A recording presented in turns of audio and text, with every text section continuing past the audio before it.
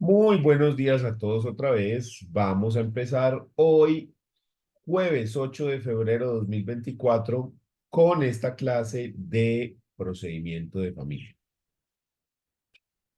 El día de hoy, entonces, vamos a iniciar con esta nueva materia llamada procedimiento de familia, donde la finalidad es tomar el procedimiento civil y analizar el procedimiento civil, pero referido de manera específica a los procesos del derecho de familia.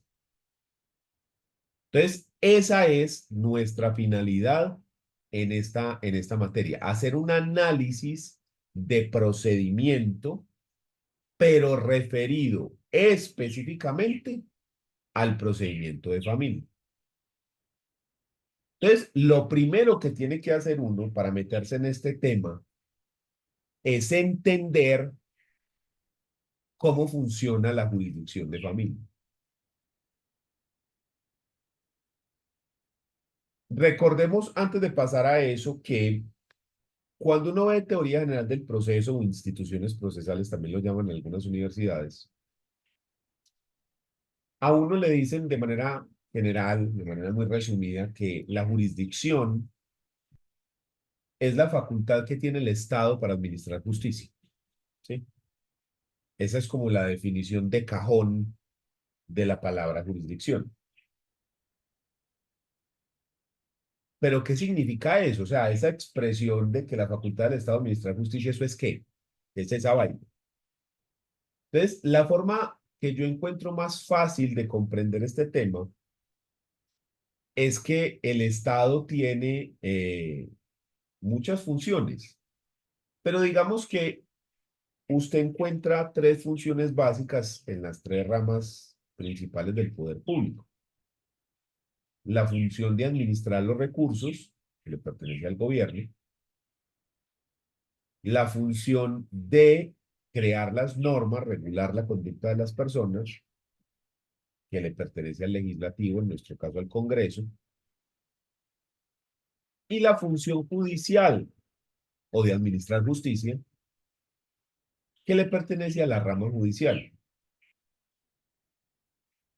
Pero, ¿qué es eso? ¿Qué es eso de administrar justicia? El tema está en que cuando las personas empiezan a vivir en sociedad, estamos hablando de la antigüedad, el solo hecho de vivir en sociedad hace que se generen conflictos, ¿sí? Entonces, ante un conflicto, surge el problema de cómo se resuelve. Y el primer método de solución de conflictos fue la autotutela. La autotutela es cuando yo mismo resuelvo mi conflicto. Y la forma principal de autotutela es la fuerza o la violencia, ¿sí? Una persona impone al otro la solución del conflicto. El más fuerte lo resuelve. Estamos. El problema es que la autotutela genera violencia. Y cuando nosotros nos organizamos como sociedad, como pueblos, como estados, nosotros queremos evitar a toda costa la violencia. Eso desestabiliza el sistema. Entonces, en términos de nuestro amigo Rousseau, cuando nosotros nos organizamos como Estado, nosotros hacemos el pacto social. ¿Y cómo podemos simplificar ese pacto social? Que todos reunidos lo que hacemos es que renunciamos al uso de la fuerza y decimos, hombre, yo ya no voy a resolver las cosas por la fuerza. Yo ya no voy a imponer la solución del conflicto, sino que yo le voy a entregar el uso de la fuerza, le voy a entregar la solución del conflicto, la decisión al Estado. El Estado es el que se va a encargar de tomar la decisión, de resolver los conflictos y de si es necesario utilizar la fuerza, que sea el Estado quien lo haga. Y el Estado tiene el monopolio de la fuerza. Ellos son los que pueden utilizar la fuerza de manera legítima. ¿Estamos? Entonces, como el Estado es un ente inmaterial, cómo hace el Estado para efectivamente realizar esa función, así como todas las otras. Entonces, lo que hace el Estado es delegar esa función en personas que efectivamente lo puedan hacer, que puedan coger y hacer la acción que se le está delegando. ¿Quiénes son los delegados para ejercer la función jurisdiccional? La rama judicial, los jueces. ¿Y de qué se trata esa función jurisdiccional? De resolver los conflictos de las personas. Cuando las personas tienen un problema, entrar, resolverlo, dar una definición a ese conflicto para evitar la violencia. ¿Estamos? Entonces, cuando yo hablo de la jurisdicción, de esa facultad de administrar justicia, ¿realmente de qué estoy hablando? Es de la facultad que tiene el Estado para resolver los conflictos, dando una definición final y definitiva y obligatoria. ¿Estamos? El problema es que cuántos conflictos y de cuántas naturalezas puede haber. Entonces, si yo le digo a una persona, Jorge, usted va a resolver los conflictos de todo mundo, lo estallé, explotó, ¿sí? Es simplemente imposible que Jorge lo haga.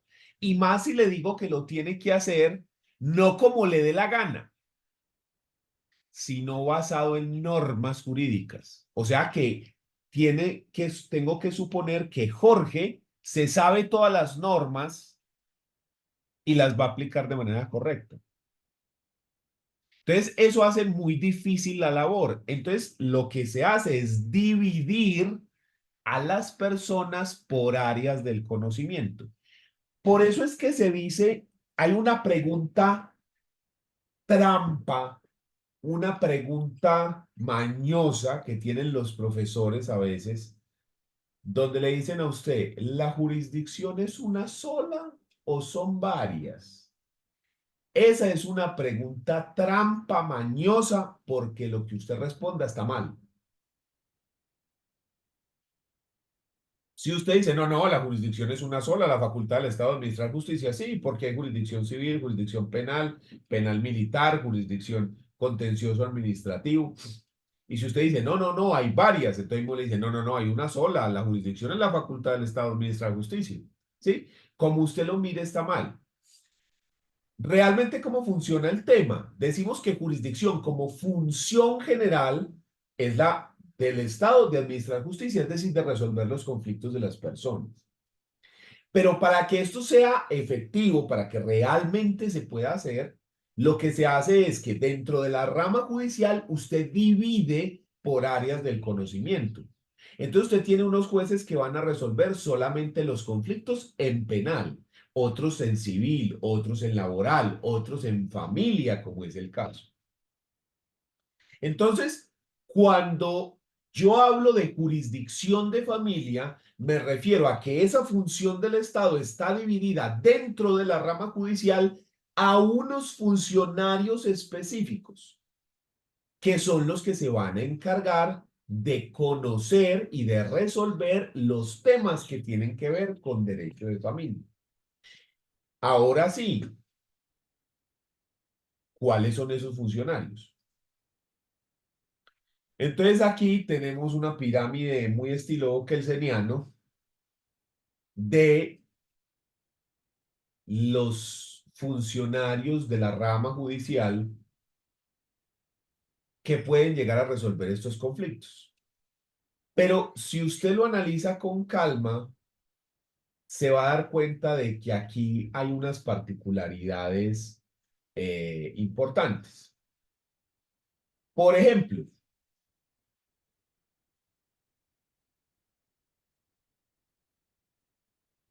acá en la base de la pirámide hablamos de juzgados civiles, no juzgados de familia.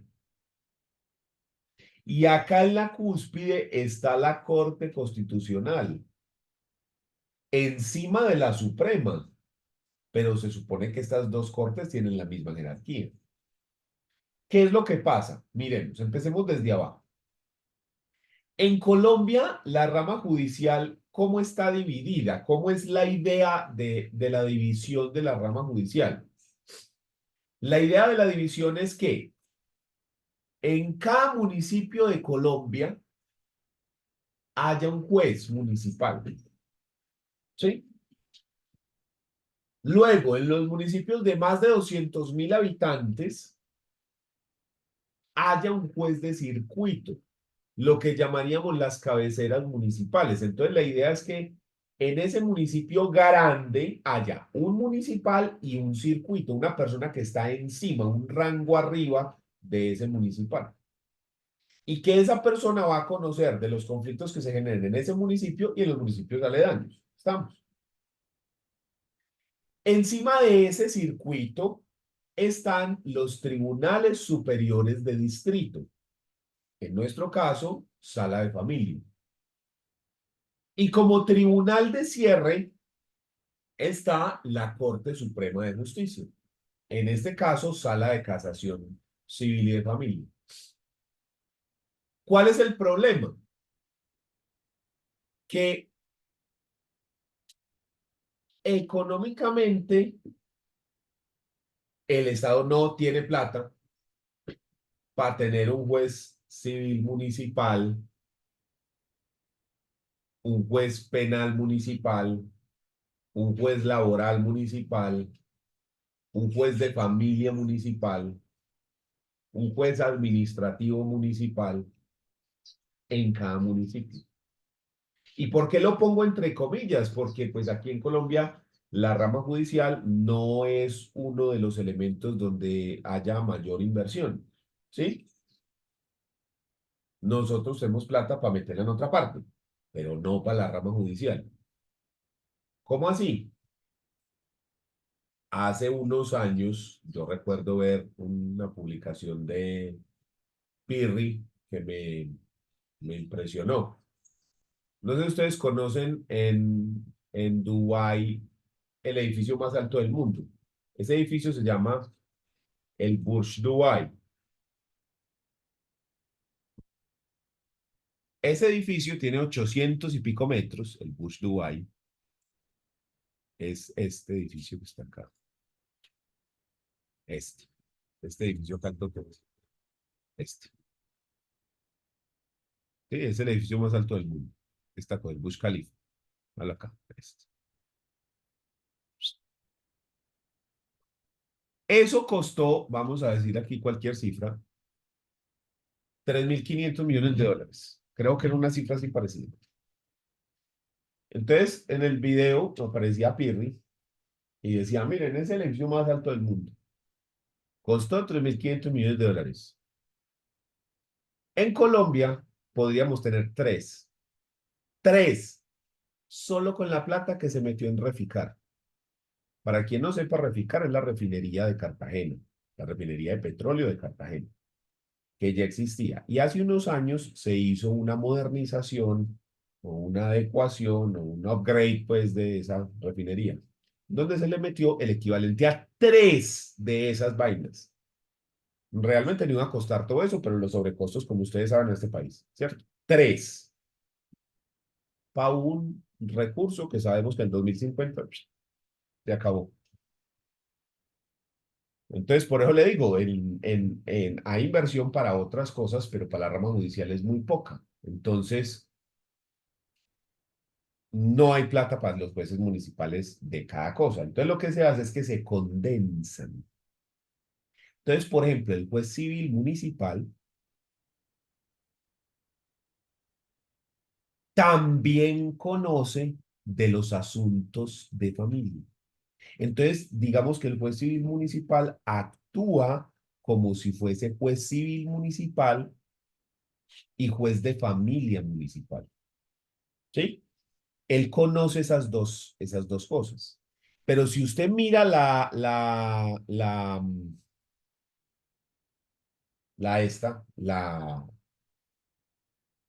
el esquema, usted se da cuenta que aquí también dice promiscuo municipal. ¿Qué es un promiscuo municipal? Es un municipio muy pequeño donde no hay plata para tener un civil municipal, un penal municipal, ¿sí? Un laboral municipal. Digamos que los municipios medianitos tienen el civil que va a conocer, civil y familia. Tienen penal municipal y tienen laboral municipal. ¿Listo? Tienen esos. Pero si es muy pequeño, entonces no hay para meterle tanta plata y poner uno de esos jueces, entonces lo que hacemos es que ponemos a uno solo, que se llama juez promiscuo municipal. Ese mancito conoce civil, penal, laboral, familia, todo. ¿Sí? Hay que matar un marrano, lo llamamos a él. Hay que cambiar un bombillo, él. Cebarol, él. Todo lo conoce de mano. Promiscuo municipal. ¿Listo? Entonces, eso es juzgado promiscuo municipal. No confundirlo con el promiscuo de familia, que son dos cosas distintas. Una cosa es promiscuo municipal, otra muy diferente es promiscuo de familia. Son dos entidades distintas. Ya vamos para allá. Entonces, en el siguiente escalón están los juzgados de circuito. Como ya les acabé de decir, no existen jueces de familia municipales. Esa función se le ha descargado al juez civil municipal. Entonces, cuando usted habla de juzgado de familia, todos los juzgados de familia tienen categoría de circuito, porque no hay juez de familia municipal, es el juez civil, ¿sí? Entonces, cuando usted habla del juez de familia de Medellín, juez décimo de familia de Medellín, es un juez de circuito. ¿Estamos? Pero en algunos municipios medianos, no tan grandes como Medellín, pero no tan pequeños, por ejemplo, Río Negro, Antioquia, usted va a encontrar promiscuo de familia, juez promiscuo de familia. Quiere decir esto que este es un municipio tan grande para tener un juzgado de circuito, pero no es tan exagerado como para poder tener un juez civil del circuito, un juez de familia del circuito, un juez penal del circuito, sino que condensamos otra vez al civil del circuito y al familia del circuito y nos ahorramos uno, nos ahorramos el juez de familia, ¿sí? O nos ahorramos el juez civil. Entonces, ese municipio tiene un juez promiscuo de familia que se encarga de conocer asuntos en civil y en familia. Tiene un juez de circuito penal, un juez de circuito laboral y un juez administrativo. Río Negro es uno de esos. Río Negro tiene promiscuo de familia y penal del circuito y laboral. Pero Medellín y Envigado tienen jueces de circuito, lo mismo que Itagüí, Bello, Girardota, ¿ya? Encima de esos están los tribunales superiores de distrito, que son departamentales, y de algunas capitales como Medellín y Bogotá, que tienen tribunal específico.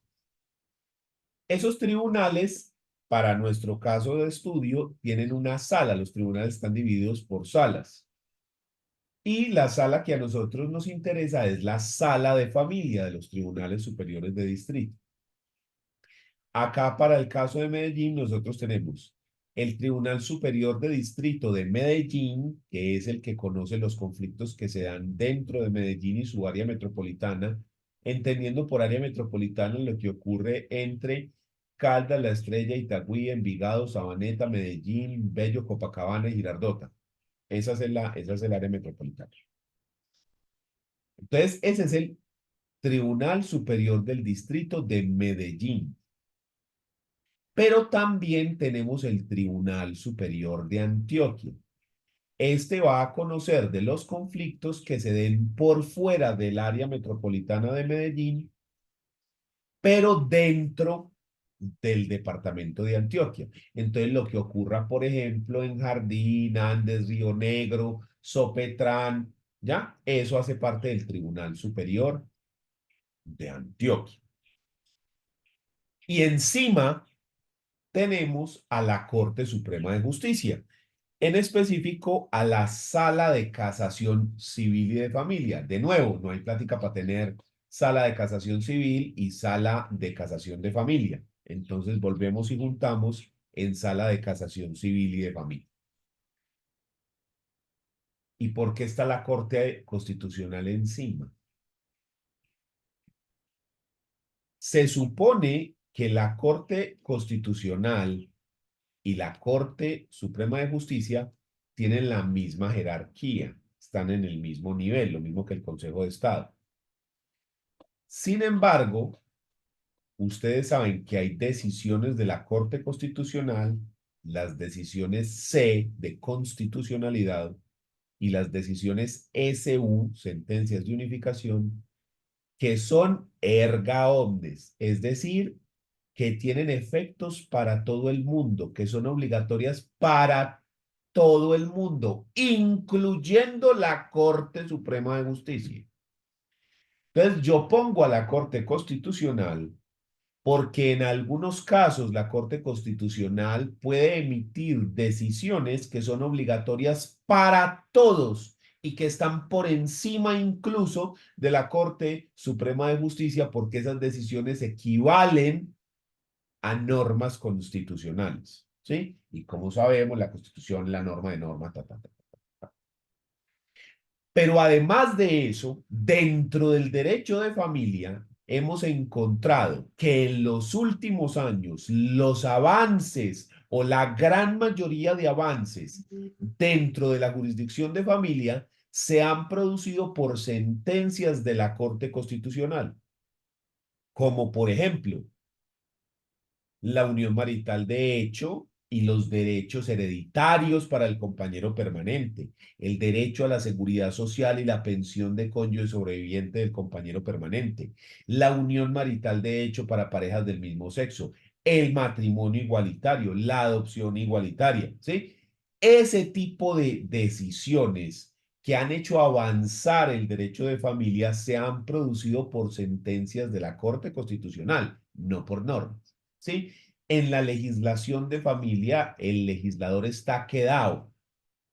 El legislador le cuesta mucho crear normas nuevas dentro de familia. Yo creo que lo último sería el Código de Infancia y Adolescencia que reemplazó el antiguo Código del Menor. Y eso porque ahí no había nada revolucionario, era simplemente darle como una actualizacióncita, una lavadita de cara y organizar algunas cositas ahí. Se crearon dos o tres cositas nuevas y sale.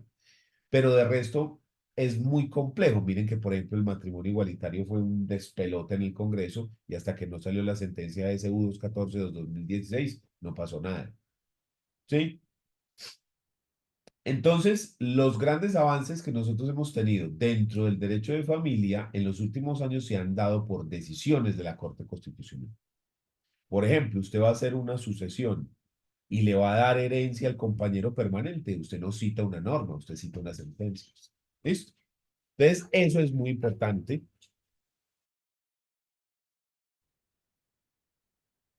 Entonces, cuando nosotros hablamos de jurisdicción de familia, realmente tenemos que tener en cuenta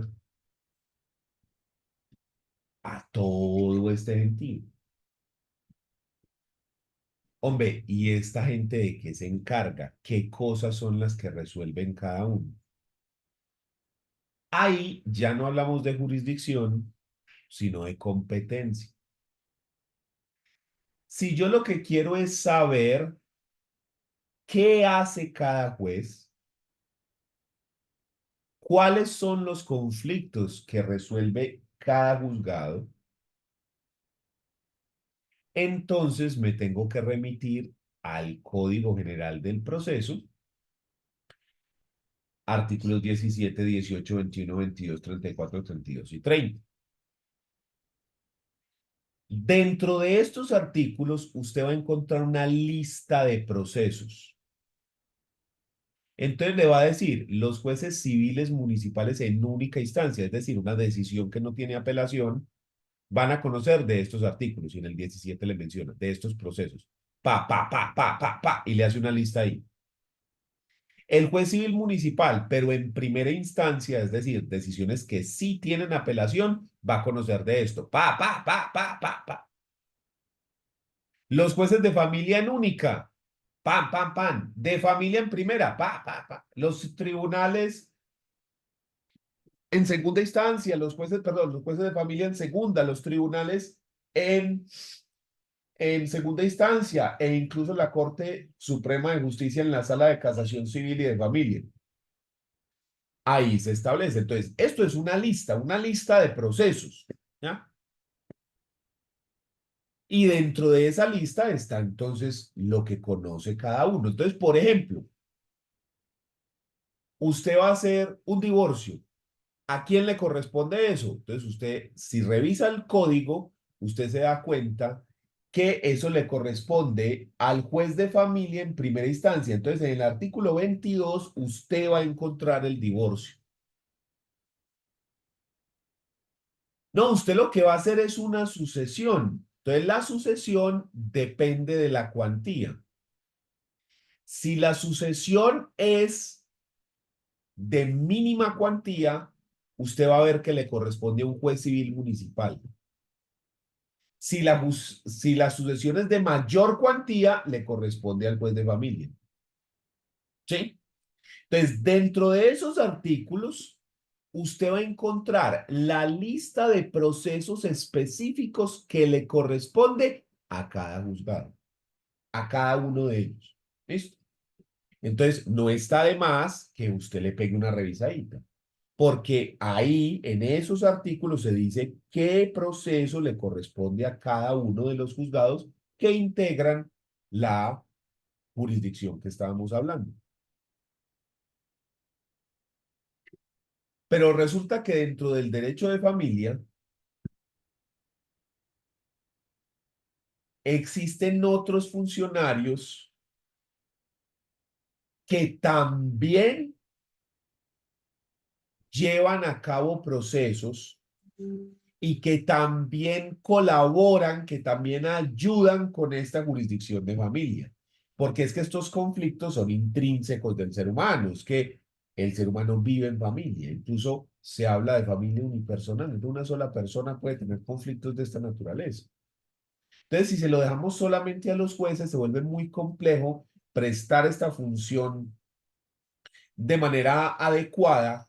Entonces, lo que se hace para tratar de romper un poco con la congestión judicial, para brindarle más opciones a las personas, para tratar de prestar mejor esa función, es delegar algunos asuntos a otros funcionarios que colaboran, que ayudan a esa jurisdicción de familia. Si nosotros hablamos estrictamente de la jurisdicción de familia, las entidades jurisdiccionales son los que mencionamos, juez civil municipal, familia, papá, papá. Pero como les digo, usted, por ejemplo, puede hacer un divorcio en juzgado o lo puede hacer en notaría. Usted puede solicitar una conciliación sobre alimentos en una comisaría, por ejemplo. Entonces, existen funcionarios que nos van a permitir resolver estos conflictos de familia en calidad de equivalentes jurisdiccionales. ¿Qué es un equivalente jurisdiccional? Es una entidad o un funcionario cuya decisión equivale a una decisión jurisdiccional. O sea, que tiene los mismos efectos, hace tránsito a cosa juzgada, presta mérito ejecutivo, son de obligatorio cumplimiento. ¿Qué otras entidades o funcionarios son equivalentes jurisdiccionales dentro de nuestra jurisdicción de familia? Entonces encontramos que tenemos a estos colaboradores. Y aquí vamos a encontrar a, digamos, el principal dentro de la jurisdicción de familia, que son las notarías. Pero también están la comisaría de familia, la defensoría de familia, los centros de conciliación, consultorios jurídicos de universidades, personerías municipales. Pero digamos que las principales son las notarías, porque usted realiza incluso más trámites y más cosas en notaría referente a derecho de familia. Sí, referente a derecho de familia. Usted realiza más cuestiones, más cosas en notaría que en los mismos juzgados. En específico, ¿qué cosas hace usted dentro de las notarías? Entonces, para ello nos tenemos que ir al decreto 960 de 1970 y a la ley 1069 del 2015. Y aquí, dentro de estas normas que les menciono, hay un montón de cosas, porque estos son los estatutos de notariado y registro y demás. Entonces, ¿qué asuntos de familia se realizan en notaría? Primero, los registros civiles. La registraduría del Estado Civil delega en las notarías los registros civiles. Entonces usted en una notaría va a encontrar que se registran actualmente los nacimientos, los matrimonios, los divorcios, la unión marital de hecho y la defunción. El nacimiento se registra en el registro civil de nacimiento. El matrimonio en el registro civil de matrimonio. ¿Y qué pasa cuando hay un divorcio? Cuando hay un divorcio, no existe registro civil de divorcio, sino que cuando se hace un registro civil de matrimonio, se tiene que hacer una anotación en el registro civil de nacimiento. En la parte de abajo de los registros civiles de nacimiento hay un espacio para notas. Entonces hay que poner una nota marginal ahí. Y cuando se hace el divorcio, lo que hay que hacer es lo mismo, es poner otra nota marginal diciendo que ese matrimonio anterior pues ya no va más. ¿Estamos? Y sí existe el registro civil de defunción y hoy en día también existe el registro civil para la unión marital de hecho, similar al registro civil de matrimonio. Entonces, este punto es fundamental porque los registros civiles son la prueba idónea para demostrar circunstancias como el parentesco, la muerte, el matrimonio, ¿sí? Esas circunstancias son específicas de los registros civiles. Es decir, yo no puedo abrir una sucesión si no tengo el registro civil de defunción. Yo no puedo demostrar que una persona es hija de otra si no tengo el registro civil de nacimiento. Yo como demuestro que Pedro es hijo de Juan para poder cobrar alimentos, para poder cobrar una pensión, para poder cobrar una herencia. Tengo que presentar el registro civil de nacimiento donde dice que Pedro es hijo de Juan. ¿Qué pasa si no lo tengo? Entonces me toca demandar para obtener eso en un proceso de filiación y que hagan la prueba de ADN y toda la cosa y que al final pues diga, sí, si es hijo, ordene que se haga el registro civil. ¿Estamos? Entonces, los registros civiles son muy importantes porque son las pruebas idóneas, las pruebas adecuadas, conducentes para demostrar circunstancias como el parentesco, la defunción, el mismo matrimonio, etc. Segundo, dentro de las notarías se pueden resolver conflictos por medio de conciliación. El notario puede actuar como conciliador y los temas de familia que se pueden conciliar en notaría son alimentos, custodia y visitas de hijos menores de edad y permisos de salida del país. Esos son los temas que se pueden conciliar en asuntos de familia. Es decir, hay otros asuntos que se pueden conciliar, pero ya no son competencia de familia. ¿Qué otras cosas se pueden hacer en notaría dentro de este derecho de familia? Se puede hacer la afectación de un inmueble a vivienda familiar o la constitución del patrimonio de familia inembargable, que son dos protecciones que están dadas para proteger bienes de una familia y evitar que la gente se quede en la calle. Pero más adelante hablamos de esas dos protecciones y las diferencias y similitudes entre ambas. Más adelante lo vemos. La licencia para enajenar los bienes de menores de edad, porque, por ejemplo, los padres son los que administran los bienes de los hijos menores de edad. Entonces, por ejemplo, hay un niño, digamos yo que tengo un niño pequeño, a, digamos que un tío o el abuelo o alguien así le dejase una herencia. Es un bebé que va a poder administrar bienes y fincas y cosas, ¿sí me entienden? Entonces, los papás son los que administramos los bienes de esos menores de edad.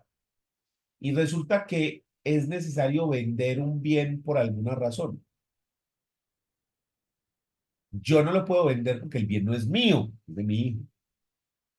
Pero es necesario hacer ese negocio jurídico. Entonces lo que se hace es solicitar una licencia para enajenar, donde hay que decir por qué, cuáles son las razones, qué se va a hacer con la plata, y esto va a un defensor de familia que va a revisar esa clase de cosas y va a emitir un concepto, ¿cierto? Entonces, esa licencia se puede hacer acá, en notaría. El nombramiento de un consejero o administrador de bienes. El otorgamiento de testamento abierto o cerrado también se hace en notaría. Las capitulaciones matrimoniales o capitulaciones maritales para la unión marital de hecho. Esas capitulaciones para que no surja la sociedad conyugal o la sociedad patrimonial de hecho. O para que aunque surja no incluyamos bienes o incluyamos bienes que no estarían. Eso se puede hacer ahí también. La celebración del matrimonio civil, el divorcio de mutuo acuerdo, la declaración de unión marital de hecho, la cesación de los efectos civiles de esa unión marital de hecho, la partición de bienes, las sucesiones de mutuo acuerdo y el reconocimiento de hijos extramatrimoniales. Todos estos son asuntos que se realizan en notaría. Entonces, por eso es que llamamos a la notaría como colaboradores de la jurisdicción, porque miren la cantidad de conflictos o de circunstancias que las sacamos de los juzgados, que ya no es necesario ir al juzgado a que el juzgado resuelva, sino que tenemos a otro funcionario y hay muchísimas más notarías que jueces. Por ejemplo, solo en Medellín hay 14 jueces de familia. ¿Y notarías hay cuántas? 30, por ahí. En Envigado hay 2 jueces de familia, para todo Envigado y Sabaneta. Dos. Y hay 3 notarías. Estamos. En Sabaneta no hay juez de familia de circuito, pero sí hay notarías. Estamos. Entonces, hay más notarías que juzgados. Entonces, es un gran apoyo para la rama judicial tener esta clase de eh, entidades que se encargan de resolver también conflictos y de sacar conflictos de los juzgados. ¿Qué otro colaborador tenemos? Entonces tenemos la comisaría de familia y la defensoría de familia. Son 2 entidades que es muy fácil confundirlas, pero realmente tienen regulaciones distintas y no son lo mismo. Las comisarías de familia están reguladas por la Ley 1098 del 2006, que es el Código de Infancia y Adolescencia, en el artículo 83. En cambio, la defensoría está regulada en este mismo código, en la Ley 1098 del 2006, que es el Código de Infancia y Adolescencia, pero en el artículo 79. Además, la comisaría está regulada por la Ley 1542 del 2012 y la Ley 1959 del 2019. ¿Y qué hace esta gente? La comisaría de familia tiene como competencia, eso es extraído directamente de la ley. Lo que yo cogí fue el artículo y lo volví esto. O sea, aquí no hay nada de análisis. Simplemente cogí el artículo y le fui dando en cada numeral que tenía un cuadrito de estos. ¿Listo? Entonces dice, garantizar, proteger y restablecer y reparar los derechos de los miembros de la familia conculcados por situaciones de violencia intrafamiliar, recibir denuncias y tomar medidas de protección en casos de violencia intrafamiliar, definir provisionalmente sobre la custodia y el cuidado personal, la cuota de alimentos, la reglamentación de visitas de los niños, niñas y adolescentes. Fijar cauciones de comportamiento conyugal en situaciones de violencia intrafamiliar, que usted no se puede acercar a tantos metros, cosas de esa naturaleza. Iniciar, adelantar y fallar acciones con miras a imponer medidas de protección a favor de las víctimas de violencia al interior de la familia y el subsiguiente seguimiento. Adelantar actuaciones de policía judicial. Recibir denuncias penales por delito de violencia intrafamiliar o recibir denuncias penales por delitos contra NNA. ¿Qué significa NNA? Niños, niñas y adolescentes. ¿Listo? Entonces, estas son la competencia de las comisarías de familia, que, igual que en las notarías, dijimos que es otro colaborador. Luego están las defensorías de familia. La Defensoría de Familia tiene más eh, funciones y las encontramos dentro de ese artículo 79 de ese Código de Infancia y Adolescencia que es la Ley 1098. De nuevo, estos cuadros son simplemente coger el artículo y ponerlo así. Mire que están incluso los numerales 1, 2, 3, 4. Estos son los numerales del artículo. Entonces, primero, adelantar de oficio las actuaciones necesarias para prevenir, proteger, garantizar y restablecer los derechos de los niños, las niñas y los adolescentes cuando tenga información sobre su vulneración o amenaza. Es decir, que el defensor de familia puede demandar, iniciar una demanda para proteger los derechos de niños, niñas y adolescentes, aun cuando los padres no quieran hacerlo. Porque puede ser que sean los padres precisamente quienes estén vulnerando esos derechos. Entonces, digamos que el defensor de familia no necesita una autorización, ¿sí? Si el padre o los padres no actúan, la defensoría lo puede hacer de oficio. Por ejemplo, cobrar unos alimentos. Lo ideal es que, por ejemplo, el padre custodio inicie el proceso de alimentos para que el no custodio, el que no vive con los hijos, le pague alimentos y ayuden entre los dos a cubrir los gastos de los menores de edad. Pero eso no pasa, entonces lo normal es que el padre custodio inicia la demanda, pero lo puede hacer también la Defensoría de Familia sin que el padre lo pida, porque puede incluso demandar a los dos, ¿sí? Entonces, cuando haya información sobre vulneración de derechos o amenaza de que los derechos vayan a ser vulnerados de los menores de edad, el defensor de familia puede actuar. ¿Y por qué puede actuar de oficio? ¿Por qué puede actuar de esa manera como tan potente sin necesidad de que alguien le dé poder o autorización? Porque ese mismo Código de Infancia y Adolescencia establece que los derechos de los menores de edad son prevalentes y preferentes sobre los derechos de los demás. Es decir, que son unos derechos de especial protección, son unos derechos privilegiados. Pero además de eso, el Código de Infancia y Adolescencia también establece que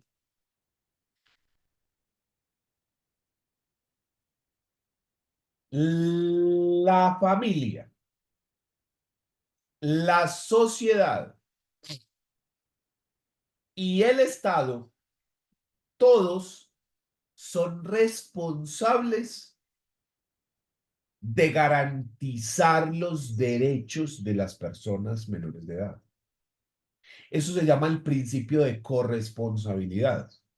Es decir, que todos están obligados, la familia primero, la sociedad y el Estado, a garantizar y velar por la protección de esos derechos.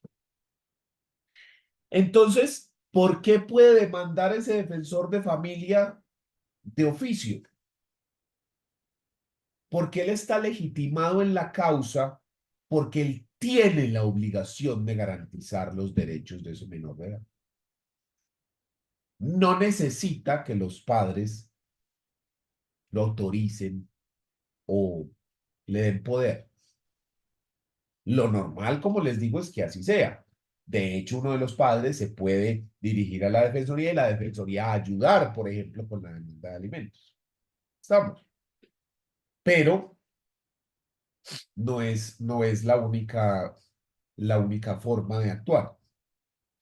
¿Qué otras cosas puede hacer?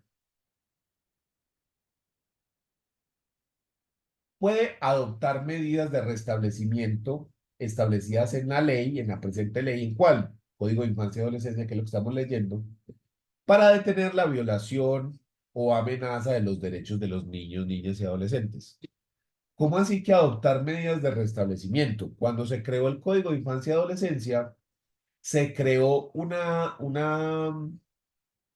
digamos, un procedimiento nuevo que se llama el proceso de restablecimiento de derechos.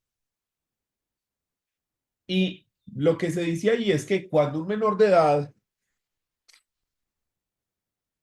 tiene un derecho que ha sido vulnerado o que está en peligro de vulneración, se tiene que realizar un procedimiento para restablecer, para recuperar ese derecho vulnerado o que está en peligro de vulneración, entonces evitar que se vulnere. Y esas medidas de restablecimiento tienen muchos puntos o muchas pautas, muchas actuaciones distintas que se pueden tomar. La más grave, cuando no hay nada más que hacer, es la adopción. Es decir, si la persona, sus derechos están siendo vulnerados y no hay ninguna forma de protegerlo, y si lo dejamos dentro de la familia, se seguirán vulnerando o se van a vulnerar de manera definitiva y más grave, y no hay absolutamente nada, ninguna otra cosa que hacer, entonces la decisión para poder proteger los derechos es sacarlo de esa familia y conseguirle una familia nueva. Porque le tenemos que garantizar el derecho, se los tenemos que proteger, se los tenemos que devolver y no hay otra cosa. Pero esa es la última ratio. Antes de eso hay muchas otras cosas, ¿sí? Hay desde cursos, amonestaciones, ubicación en medio familiar, o sea, en otra persona de la familia, hogares de paso. Hay un montón de cuestiones que se pueden hacer para garantizar o recuperar esos derechos. Todo ese proceso de restablecimiento de derechos está regulado dentro del Código de Infancia y Adolescencia y se dice, por ejemplo, cuánto duran, por qué se toman esas decisiones y demás. Por ejemplo, les digo, hay que hacer un análisis médico, de vacunación, psicológico, hay que mirar que tengan las vacunas obligatorias, hay que revisar la nutrición, la situación escolar. Sí, o sea, hay que hacer una revisión holística completa y dependiendo de lo que se identifica, pues se pueden tomar un montón de medidas, por ejemplo, obligar a que las personas comparezcan a cursos, a sesiones psicológicas, tratamientos médicos, hacer que una persona no pueda vivir aquí o allá, cambiar los regímenes de visitas. O sea, hay muchas medidas que se pueden tomar, ¿sí? Entonces, sería muy importante que le peguemos una revisadita a ese proceso de restablecimiento de derechos, que le peguemos una leída, está dentro del Código de Infancia y Adolescencia, y en la próxima clase podemos discutir algo al respecto de ese tema. ¿Listo? ¿Alguna duda hasta acá?